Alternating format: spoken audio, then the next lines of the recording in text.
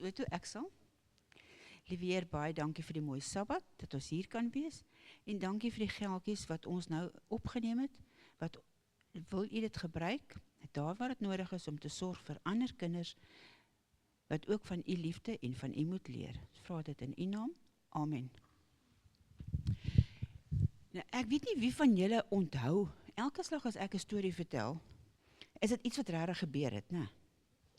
En ek dink julle weet ook dat ek iemand is wat vreeslik baie vrae vra. Partykeer het mense al gesê, bly net 'n bietjie stil, want jy vra te veel vrae. Maar, ek dink nie dis verkeerd om vrae te vra nie. 'n Mens moet mos weet. Dink julle dit is verkeerd om dinge te weet? Dis baie goed om dinge te weet, maar mens moet die regte dinge weet. Dit help nie, jy weet al die verkeerde dinge,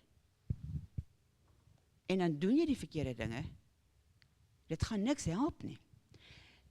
Nou daar in die Bybel was daar ander mense wat ook nie alles geweet het nie. Hulle het ook vrae gevra. Ons lees in Matteus 22,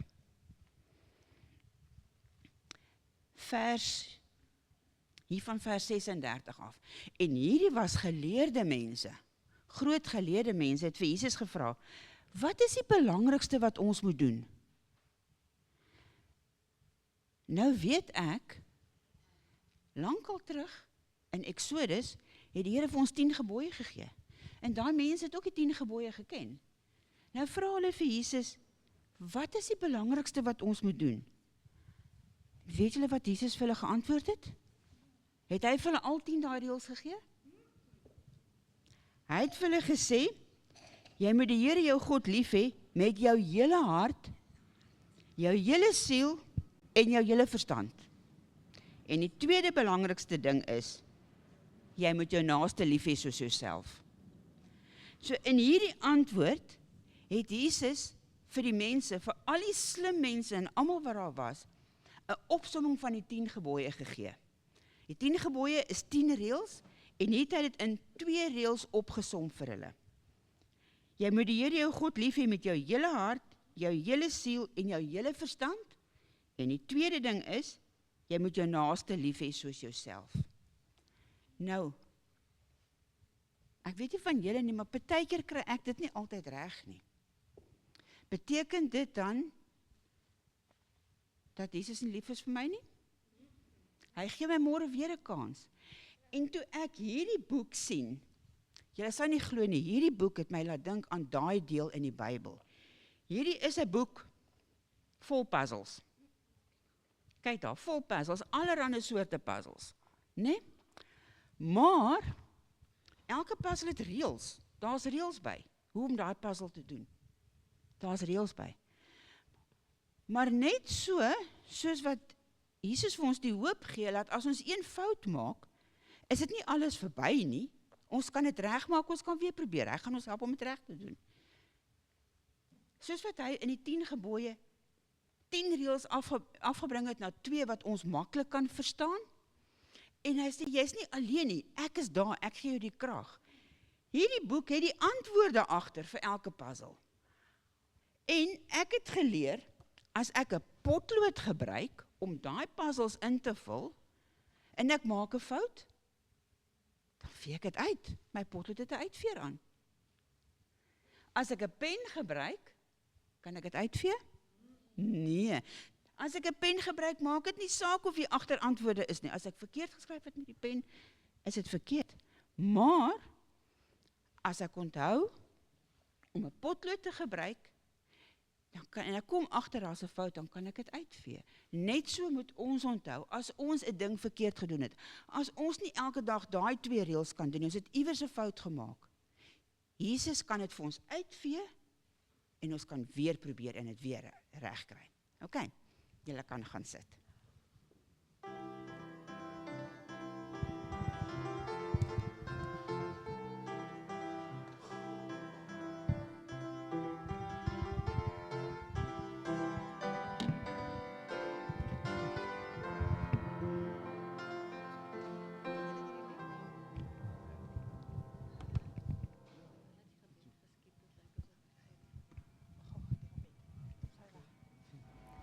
graag vir diegene vir wie dit moontlik is nooi om saam met my te kniel vir ons hoofgebed.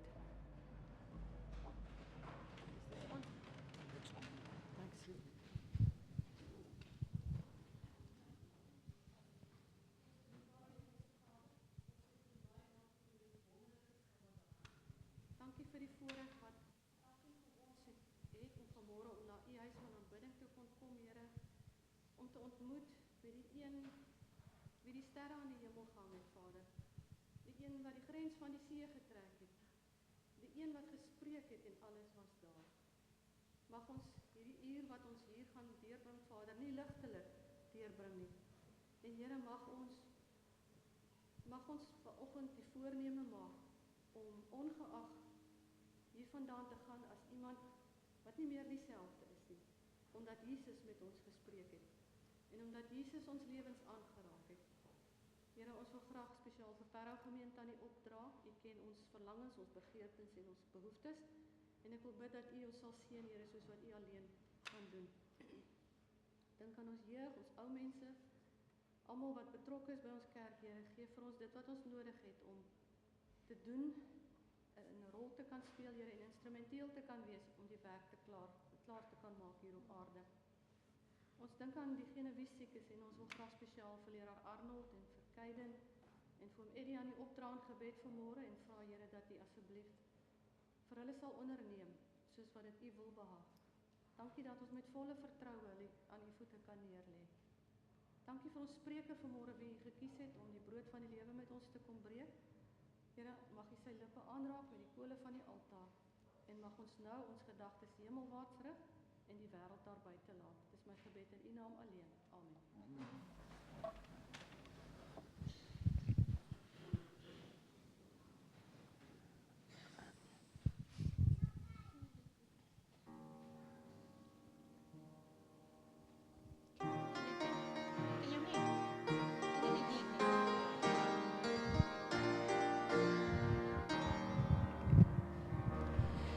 Laat elke lamp nou helder brand, die swaarste hier kom nader.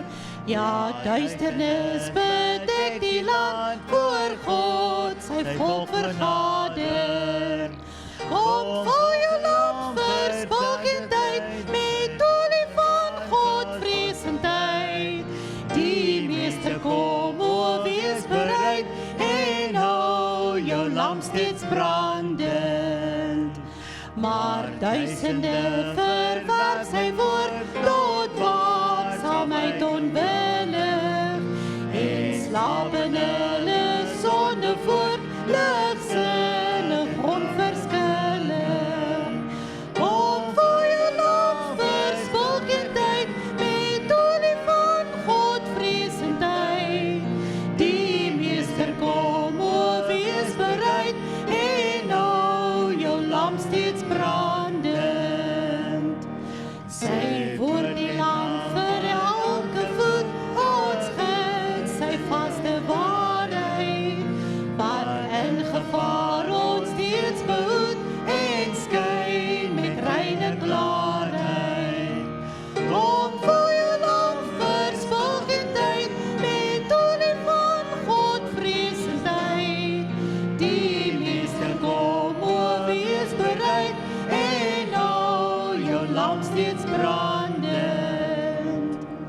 Beskaam die bose wêreld aan, met blyde van genade.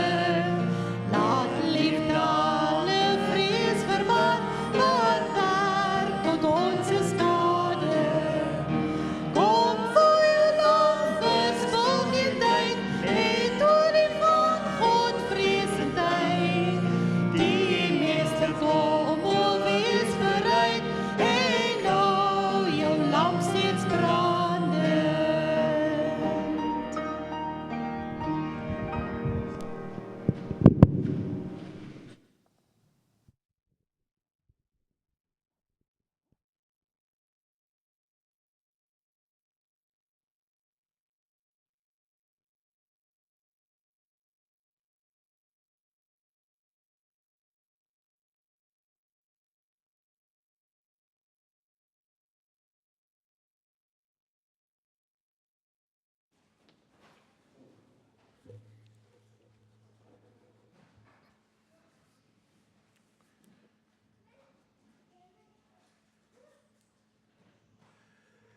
Ek kyk julle eers so deur, eers sien wie is hier in my gehoor.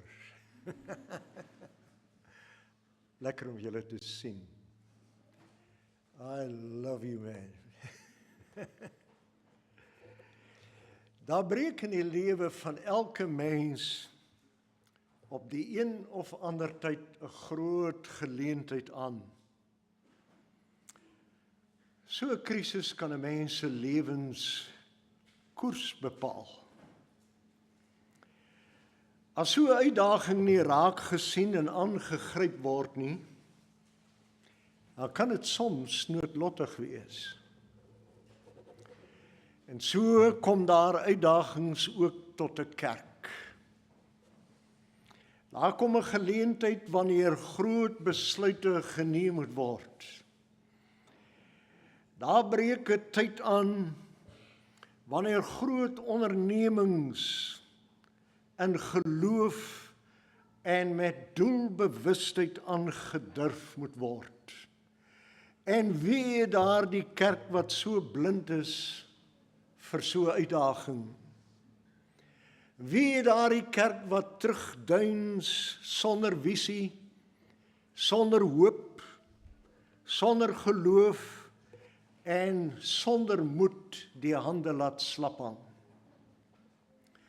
Wie daardie kerk wat nie 'n duidelike besef het van sy roeping nie en van sy verantwoordelikheid nie? Wie daardie kerk wat nie sy prioriteite in plek het nie, wat eerste dinge eerste stel nie? Wie daardie kerk wat hom besig hou met die ondergeskikte, terwyl die allerbelangrikste 'n bysaak word? Dit is moontlik vir 'n kerk om aan sy hoogste roeping ontrou te wees. Dit is moontlik dat die lig onder 'n maatemmer verberg kan word en vir die sout om smaakloos te wees. Nog nooit in die bestaan van ons geliefde kerk was daar so 'n uitdaging as waarvoor ons nou gestel word nie. En vanmôre praat ek met die plaaslike gemeente, ek praat met die kerk in die algemeen, en die vrees bekruip ons dat ons soms nie voorbereid sal wees nie. Die gevaar is dat ons dit nie sal besef nie. Maar elke krisis is 'n geleentheid. En in hierdie tyd word ons 'n geleentheid, 'n gulde geleentheid aangebied om deel te wees aan hierdie laaste oproep, die middernagtelike oproep voordat Jesus sy verskyning gaan maak. Wat is die uitdaging van die kerk? Daar is 'n wedloop teen 'n ontstellende tempo aan die gang om die kerk van die Here te verower. Daar is gevare wat druig en ons durf nie soos onbelangstellende toeskouers agteroor te sit nie. Die Oosterse godsdiens herleef in die 21ste eeu. Die islamitiese geloof het sterk na vore getree en wen vinnig veld. Die ekonomiese beweging roep hard vir 'n wêreldwye kerkeenheid met die gevaar van 'n vervolging van Christene. Die New Age beweging in satanisme en spiritisme vier openlik hoogety in Christelike kerke. Die materialistiese en sekulêre en die tegnologiese wêreld het die jong mense se verbeelding aangegryp. Bose magte van die duisternis begoochel die mensdom en hulle blaas politieke geweld aan soos nog nooit tevore nie. Maar die grootste gevaar is die afvallige broeders wat verwarring en verdeeldheid in die kerk van die Here veroorsaak. En in hierdie krisisuur het die kerk van die Here 4 groot behoeftes. Ons eerste behoefte is die doping van die Heilige Gees. Ons lees dat op Pinksterdag is die volgelinge van Jesus met die Heilige Gees gedoop, wat hulle in staat gestel het om die evangelie destyds aan die hele bekende wêreld te verkondig. Maar wat ons soms miskyk, is dat die Heilige Gees ook die gemeente bymekaar gehou het. Ek lees daar in Handelinge 2 en hulle het heel hartig hulle toegelê op die leer van die apostels en die onderlinge verbondenheid en die gemeenskaplike maaltyd en die gebede. Hulle het almal elke dag getrou by die kerk bymekaar gekom. Sleutelwoordjies, bymekaar, verbondenheid. Almal, hulle het van huis tot huis die gemeenskaplike maaltyd gehou en hulle kos met blydskap en eenvoud geëet en God geprys. Let op dat in hierdie skrifgedeelte het die Heilige Gees die gemeente bymekaar gehou. Hulle het hulle toegelê die gemeente op die leerstellings van die apostels. Daar was 'n onderlinge verbondenheid. Hulle het gemeenskaplike maaltye geniet. Hulle het saam gebid. Hulle het getrou by die kerk bymekaar gekom. Daarom diegene wat die Heilige Gees ontvang, maak bymekaar. Hulle hou bymekaar. Dit verstrooi nie. Ek lees in Johannes 10 vers 12 dat die wolf kom en hy vang die skape en hy jaag hulle uitmekaar. Diegene wat die skape uitmekaar jaag en wat verwarring bring, is die wolf. Deur 'n geesgevulde lewe kan jy en ek God se instrument wees wat die skape van die gemeente bymekaar hou en wat die skape beskerm teen die wolwe. Ons tweede behoefte is 'n nuwe gees van gebed. Daar kan geen bewuswording wees van ons taak of van ons roeping sonder 'n geestelike verdieping, 'n volkome oorgawe en 'n toewyding aan die Here Jesus Christus nie. Vriende, elke voorwaartse beweging in die geskiedenis van ons kerk het gepaard gegaan met 'n geestelike herlewing en met 'n gees van gebed. Ons moet begin in ons persoonlike lewe. Dit moet gebeur daar in die binnekamer.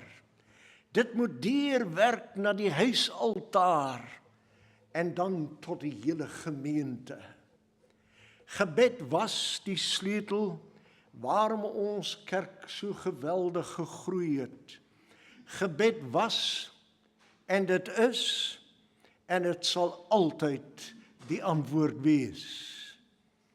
Kom julle Israeliete, laat ons bid dat die Here ons jong mense sal beskerm teen die wolwe. Laat ons bid dat ons gemeente bymekaar sal staan in hierdie gevaarvolle dae wanneer die duiwel rondloop soos 'n brullende leeu, om te kyk hoe hy die gemeente uitmekaar uit kan jaag. Wees op julle hoede, want ons leef in 'n leeuwêreld. En 'n leeu bekruip 'n mens. Ons leef in 'n leeuwêreld. Ons derde behoefte is aan arbeiders. Ons eerste en ons hoogste roeping van die kerk van die Here is om die koninkryk van die Here te verbreed. Daarin vind die kerk sy bestaansreg, sy bestaansdoel. Die Here het meer oor sy koninkryk gepraat as oor enige iets anders. En daarom moet die koninkryk van God en sy uitbreiding 'n obsessie word by ons. Dit moet 'n obsessie word wat al ons tyd, wat al ons krag, wat al ons talente opeis. Dit moet 'n alles oorheersende drang en 'n passie wees in ons lewe. 'n Werkende kerk bevorder eenheid. 'n Werkende kerk het nie tyd vir afvallige mense se nonsens nie. Ek hoor 'n amen.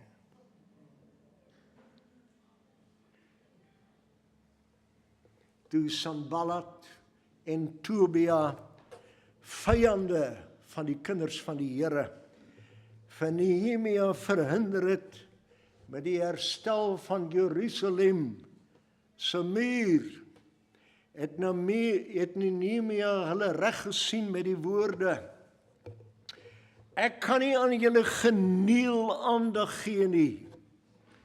Ek het nie tyd vir julle geniel nie, want ek is besig om 'n muur te bou. Ek het nie tyd vir julle nonsens nie. Hou in gedagte dat die sukses van die werk hang dan ook nie af van groot getalle nie. Dit hang af van toewyding, van geloof, dat God net sowel deur 'n klein groepie sy werk kan doen as deur 'n menigte. En daarom moet jy nooit voel dat jou deel wat jy doen, jou getuienis wat jy uitdra, klein of onbenullig is nie. Kom nou, julle Israeliete, dis hoog tyd dat evangelisasie deur ons lidmate die kaap aan die brand kan steek, Parow aan die brand kan steek. Baie staan op die randjie van die koninkryk en wag net om ingesamel te word, sê die geïnspireerde woord. Ons vierde behoefte is 'n relevante kerk. Die kerk in Suid-Afrika staan voor die grootste uitdaging in ons geskiedenis. Die museum vir bedreigde spesies wink sterk in die rigting van baie van ons kerke. Al hoe meer gemeentes skryf hard aan hulle eie grafskrifte. Ons wou nie die lewende water in relevante houers aan vandag se mense aflewer nie. Verby is die dae toe die wêreld 50 of 100 jaar geneem het om te verander.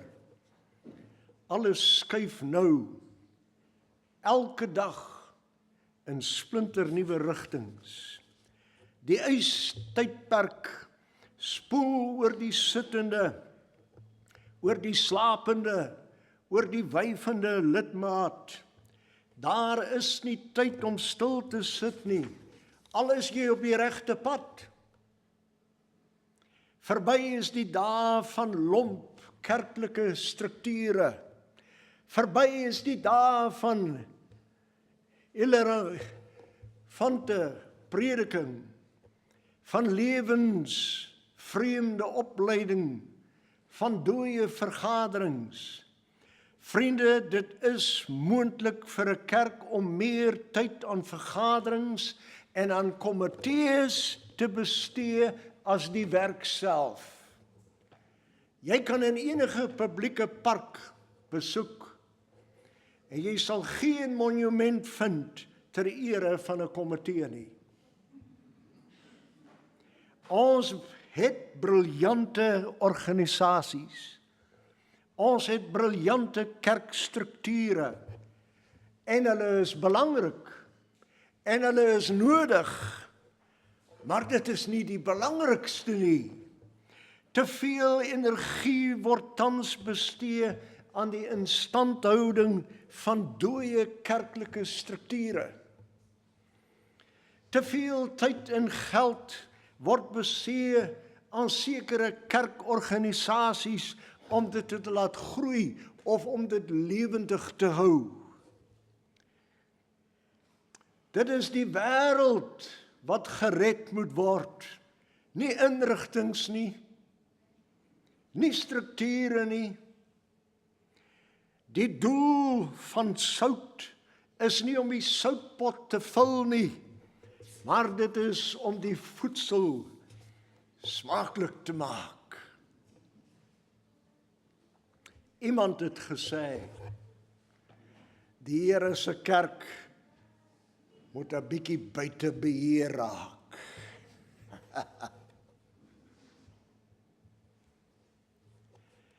Dalk is jy bekommerd waarom jou kerk nie groei nie. En ek praat in die algemeen, maar dit is ook geldig vir Parow. Dalk is jy bekommerd waarom jou kerk nie groei nie. Is dit omdat daar iets kort met sommige van ons kerklike verpakkings? Die mense van 2026 vra op 'n goeie, deurdagte, relevante manier die goeie nuus van die evangelie, sodat hulle dit kan uitleef en beleef. Hulle begeer 'n kerk wat gedurig hervorm en hervormend bly. Verandering spoel tans oor ons op elke lewensterrein. En in hierdie tyd worstel meer as een gemeente wêreldwyd met vreemde winde wat waai. Besorgdhede wat kerkleiers en predikante slaaplose nagte gee. En die 7de dag Adventiste Kerk in Suid-Afrika is ook in die hitte van die stryd. Ons vorige wêreldkonferensie president Ted Wilson het in 'n verklaring op 'n stadium sy besorgdheid uitgespreek oor sekere ernstige afvallige tendense wat hy in ons kerk waarneem. En hy sê die eerste ding is die verlies van die 7de dag Adventiste identiteit in die geleedere van predikante en lidmate. 'n tweede besorgdheid is die toenemende invloed van wêreldsgesindheid in ons kerke. 'n derde is die gebrek aan betrokkenheid in die sendingopdrag. En die vierde is die gevaar van verdeeldheid. Die kerk van Christus is voor 'n durende gevaar. Satan streef daarna om afvallige mense te gebruik om die kerk van binne af te verwoes. Ons gevaar is nie soseer van buite af nie, maar van binne af. Daarom is eenheid en lojaliteit noodsaaklik vir die voorspoed van die kerk. Luister wat sê ek. Sommige lidmate eien hulle die reg toe om hulle eie besondere siening van die skrif in die gemeente te versprei sonder die agting van die menings van die wêreldkerk. Kan ek dit weer sê? Sommige lidmate eien hulle die reg toe om hulle besondere siening van die skrif in die gemeente te versprei sonder die agting en die mening van die wêreldkerk. En sou dit toegelaat word, sal dit 'n Babelse verwarring en 'n verdeeldheid veroorsaak en die voorspoed van die hele kerk van God affekteer en baie lidmate sal ontspoor word. Die stem van God deur sy verenigde volk in kerklike hoedanighede moet gerespekteer word.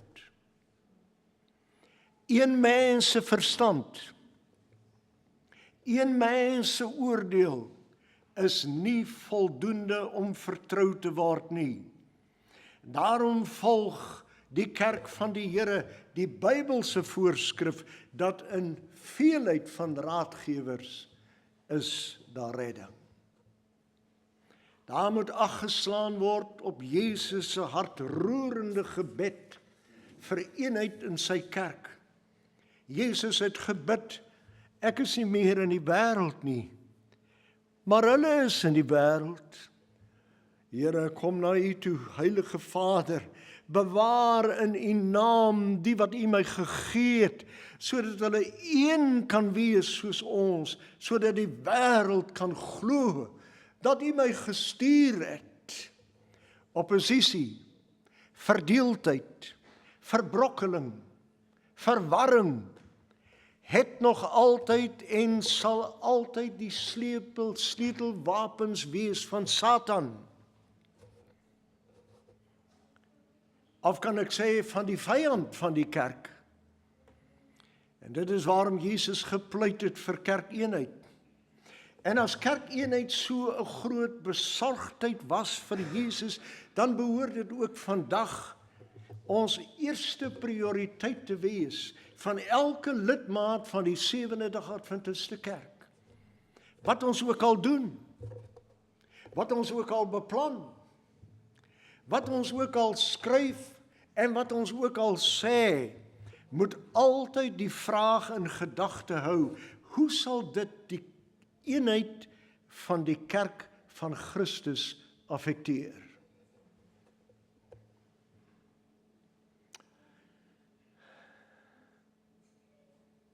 Satan sal deur mense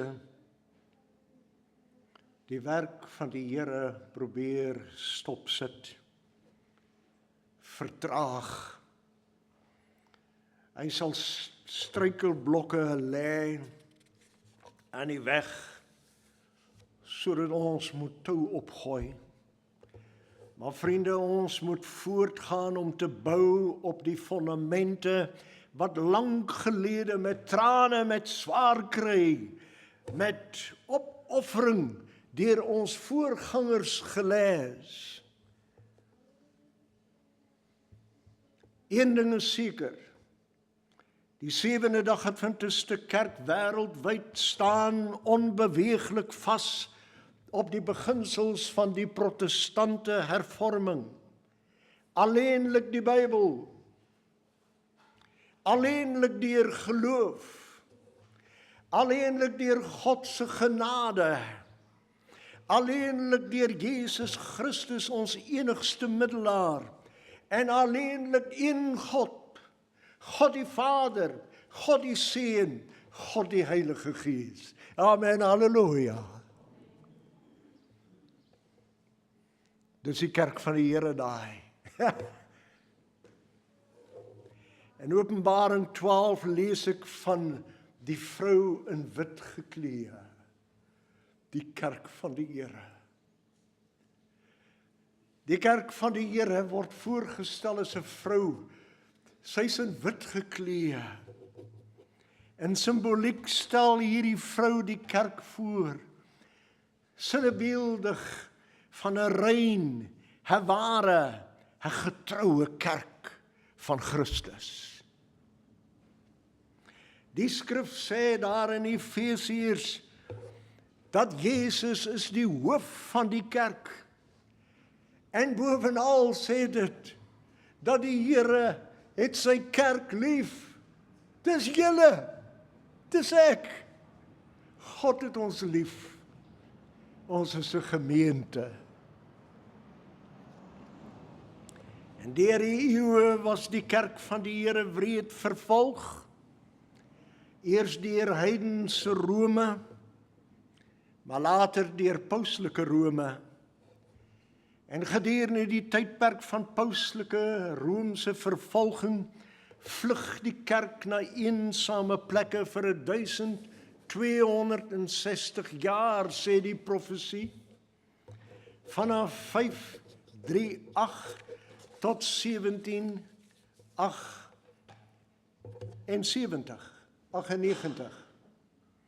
En aan die einde van die 1260 jaar kom die kerk uit die woestyn tevoorskyn waar sy weggekruip het, soos 'n trein wat in 'n tonnel ingaan en aan die ander kant uitkom in haar glorie. Maar dan maak die Satan oorlog teen hierdie nakomelinge wat nou na die 1260 jaar haar verskyning maak. Die nakomelinge van die oorspronklike kerk van Jesus, die vrou in wit. Die skrif sê so daar in Openbaring 12 vers 17, en die draak, as die Satan was vertoorn op die vrou, en hy het weggegaan om oorlog te voer teen haar nakomelinge, wat die gebooie van God bewaar. Hierdie nakomelinge van die vrou in wit, wat na 1260 jaar af verskyning maak, met ander woorde na 1798, is die ware kerk van God. En dit is presies soos die profesie gesê het. En nou is daar sommige verbitterde manne wat wegbreek van hierdie profetiese kerk om nuwe bewegings te begin.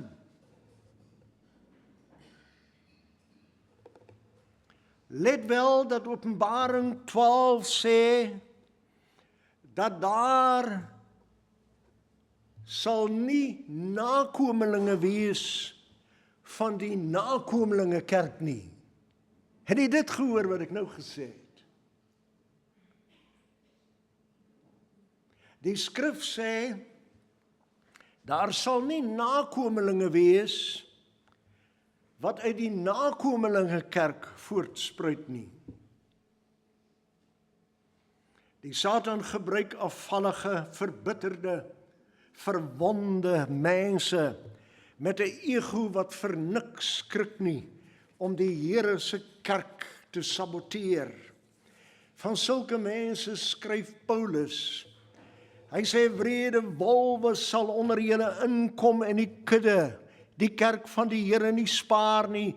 Ja, uit julle self sal daar manne opstaan wat verkeerde dinge praat en die disippels wegtrek agter hulle aan. Let op die woorde, om die disippels weg te trek, waarheen? Agter hulle aan. Agter hulle aan. Ons lees dat nadat Paulus kerke gestig het, dat na sy vertrek na die volgende arbeidsveld, het kwaadwillige manne hom gevolg en dan in daardie gemeentes ingegaan en dwaalleer verkondig. Hulle het hom 'n moeilike tyd gegee. En in een gemeente wat besoedel is met dwaalleer en afvalligheid, skryf hy 'n skerp brief. Luister. Paulus sê, ek verwonder my dat julle so gou afvallig geword het van hom wat julle deur die genade van Christus geroep het na 'n ander evangelie, terwyl daar geen ander is nie, behalwe dat daar sommige mense is wat julle in die war wil bring en die evangelie van Christus wil verdraai. Maar als sou ons of 'n engel uit die hemel julle 'n evangelie verkondig wat in stryd is met die wat julle gehoor het, laat hom 'n vervloeking wees.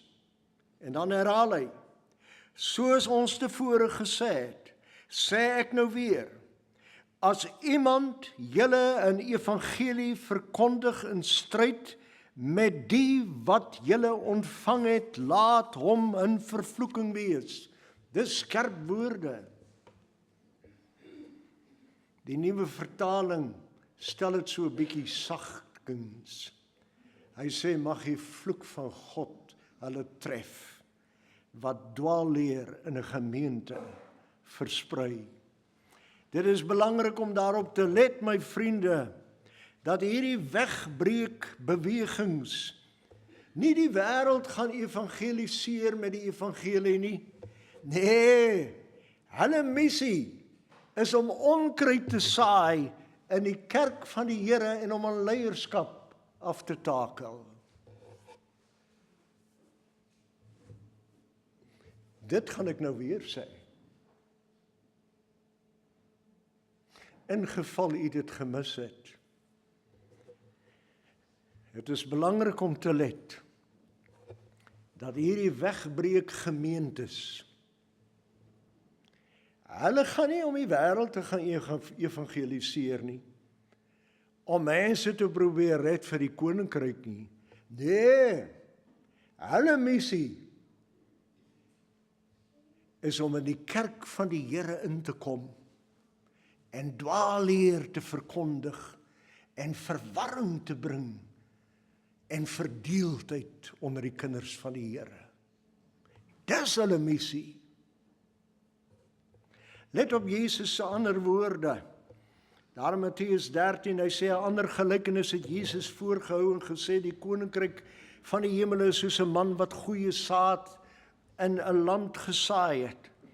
Maar terwyl die mense geslaap het, het die vyand gekom en onkruid onder die koring gesaai en weggegaan, en toe die spruitjies opgeskiet en vrug gevorm het, toe verskyn die onkruid ook. En die diensknegte van die huisheer vra, meneer, het jy dan nie goeie saad gesaai nie? Waar kom die onkruid nou vandaan? En Jesus antwoord, 'n vyandige mens het dit gedoen. Luister na die gesprek van Jesus met sy disippels op die Olyfberg. Dit sê, en toe hy op die Olyfberg gaan sit, kom die disippels na hom toe en sê, vertel ons, wanneer sal die dinge wees en die tekens van u wederkoms?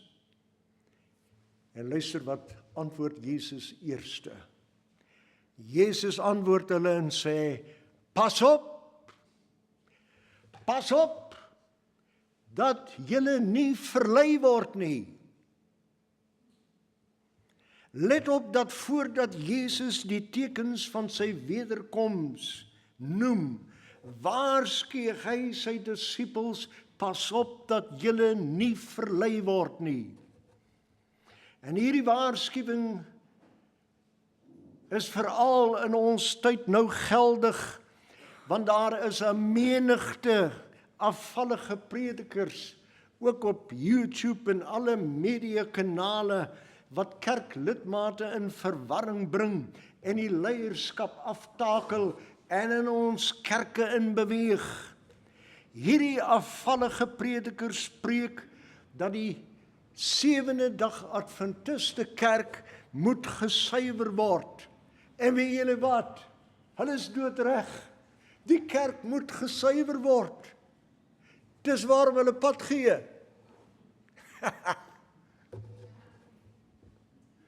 Dis hoekom hulle loop. Die skrif sê hulle is verwaand, maar hulle besef nie dat hulle blind is nie. Dat hulle nodig het, dat hulle oë gesalf moet word, sodat hulle kan sien. O, ek is so jammer vir ons getroue lidmate wat deur hierdie wolwe verlei is. Regtig. Pragtige mense in ons gemeentes wat verlei is.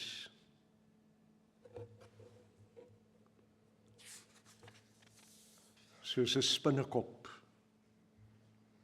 vang hulle die pragtige kinders van die Here in hulle web.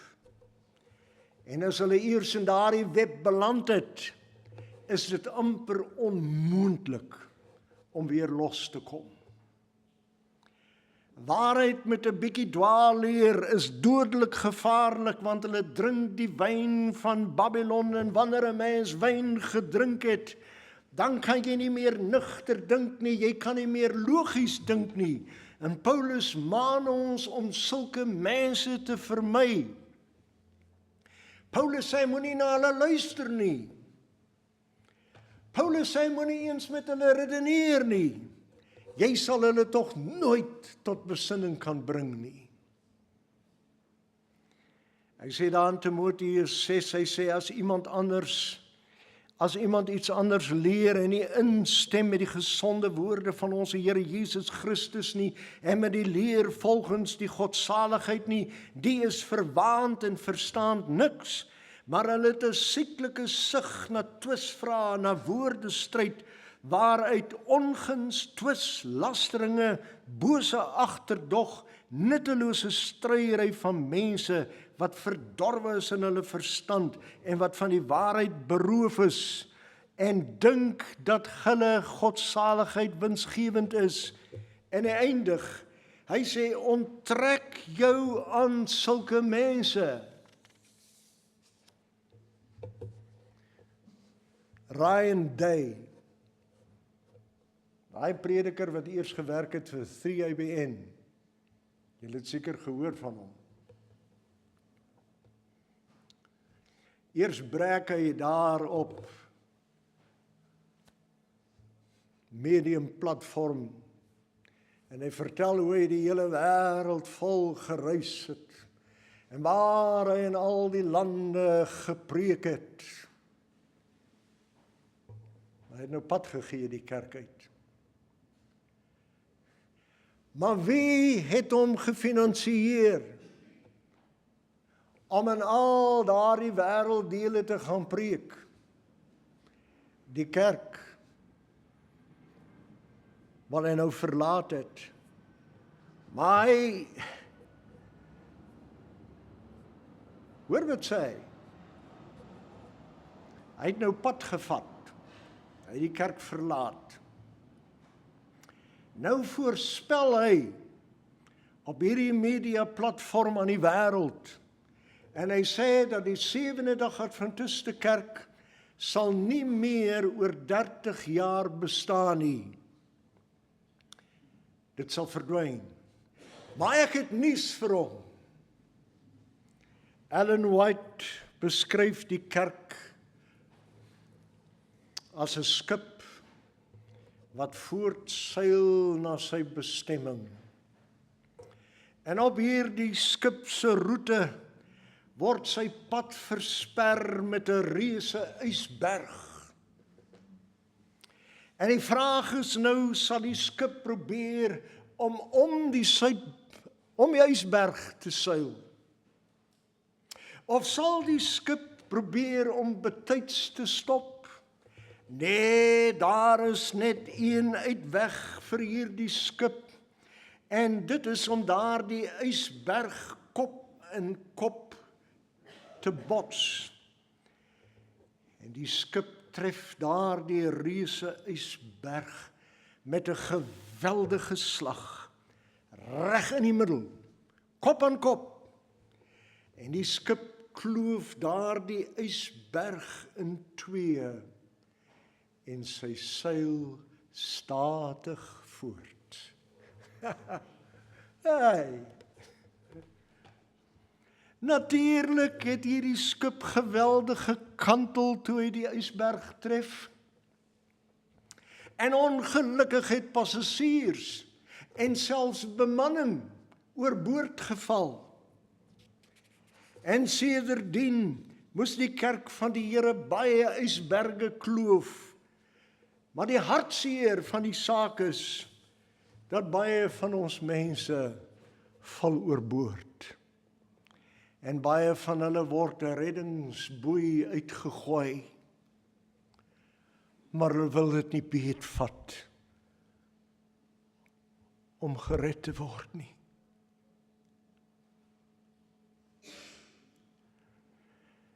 Maar daar is een ding, daar is een feit wat staan soos 'n paal bo water, dat hierdie skip uiteindelik by die veilige hawe sal anker gooi, met of sonder ons. Die boodskap is dus duidelik vanoggend, bly op die boot. Dis my boodskap aan jou. Bly op die boot. Die goeie nuus is dat die kerk van die Here gaan uiteindelik triomfantelik wees.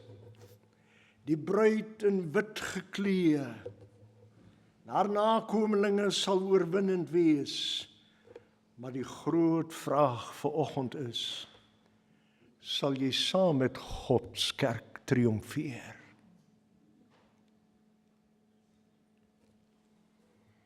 Jesus sê,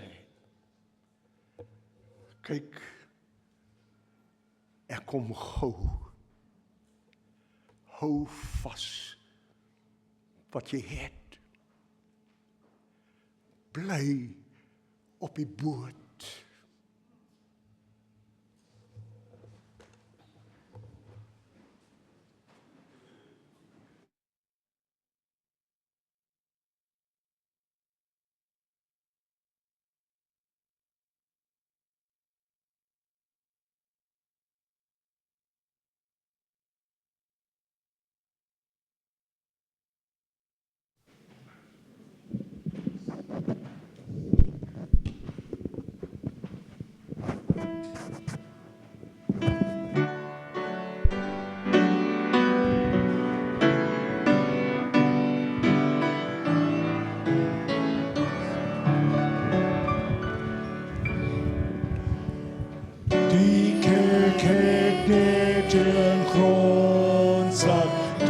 Jesus onze Heer, sy is die nuwe skepping, die waterwoord en meer. Sy kerk is afgesonde, sy reine bruid word, sy bloed toe ewe wonde is vir haar uit elke volk verkoren, toch jy met hom as hoof. Die Gees en bloed herboren, in Heer en in geloof. Hier na my en Here, haar elke lewensbrood, open hom die Here, en lewe en dood. Also soveel ander, maar zwaar en langs in streng, teen machten ek teen nachten, vir hom wat haar bevry.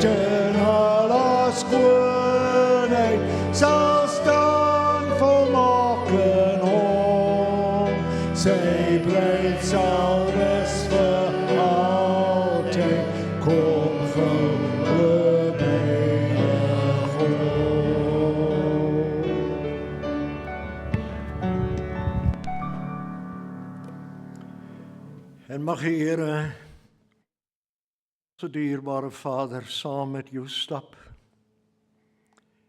En mag hy jou lei in elke tree wat jy gee.